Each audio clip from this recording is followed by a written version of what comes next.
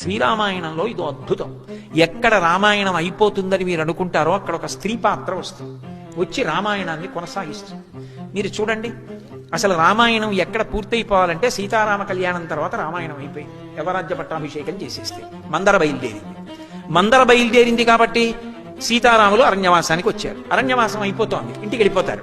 శూర్పణక బయలుదేరింది, రావణాసురుడికి చెప్పింది. రావణాసురుడు వచ్చి సీతాపహరణం చేశాడు. సీతమ్మ ఉరేసుకు చచ్చిపోతానంది. ఏమయ్యుండేదో రామాయణం. త్రిజట లేచొచ్చి త్రిజట స్వప్నం చెప్పింది. అలాగే రావణుడు కత్తెత్తాడు, అమ్మవారి మీదకి వస్తే ఏమయ్యుండేదో ధాన్యమాలిని అడ్డొచ్చి వెనక్కి తీసుకెడుతుంది. అలాగే రాముడు బ్రహ్మాస్త్రం చేత మరణించాడు అని చెప్పి ఆవిడ్ని పుష్పక విమానంలో తీసుకొచ్చి చూపించారు. ఆవిడ నిజంగా రాముడి శరీరం వదిలిపెట్టాడు అనుకుని గుండెలు బాదుకుని ఏడ్చింది. ఏమయ్యుండేదో త్రిజట చెప్పింది, శరమ చెప్పింది.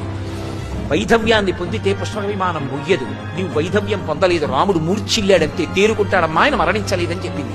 మళ్ళీ సూర్యోపాసన చేసింది. రామాయణం ఎక్కడ అయిపోతుంది అనుకుంటామో అక్కడ ఒక స్త్రీ వచ్చి రామాయణాన్ని కొనసాగింపజేస్తుంది. అది రామాయణంలో ఒక వైచిత్ర్యం.